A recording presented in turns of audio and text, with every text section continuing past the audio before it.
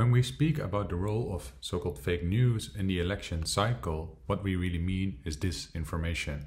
News has two criteria. It is verifiable and it is shared in the general public interest. The US election cycle, however, is a disinformation social media spectacle. 43% of the American people get their news from Facebook. 26% get it from YouTube. These advertisement platforms, however, are set up with the aim to keep people glued to their screen, not to function as gatekeepers. Their algorithms provide content which confirms people's views, and thus we shouldn't be surprised social media furthers social polarization and grows people's distrust in the election.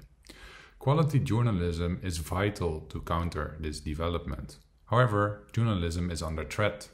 In 2020 alone, 11,000 American journalists lost their jobs. Over 2/3 of American counties currently do not have a local newspaper. So this is a self-fulfilling prophecy. People move to social media with the idea that they can access their news for free.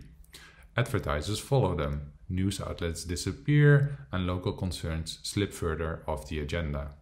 It is difficult to predict how the media outrage over Trump, particularly in critical news outlets and in activist circles, shapes the election outcome. Candidate Trump is the president who popularized alternative facts and infamously stating that the turnout for his inauguration was larger than Obama's. However, this did not damage his popularity among his following. He has been very effective to dismiss unpopular opinions or critical reports from journalists as fake news. However, perhaps the tide is turning. Biden is now leading in double digits in polling in the wake of important academics, including the Journal of New England Journal of Medicine and Nature, taking unprecedented steps to criticize Trump's attack on racial equality, truth, science, and democracy, particularly in the wake of the COVID-19 pandemic. Polls did not expect, however, Trump to win the first time around, so it remains up in the air what will happen November 4.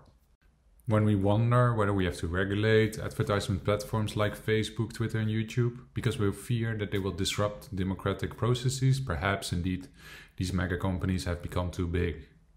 Legislators have been slow in finding ways to govern big tech companies. There are many reasons. For example, in law proceedings, platforms generally frame themselves as a mere conduit for a neutral technical channel for publication of other sources.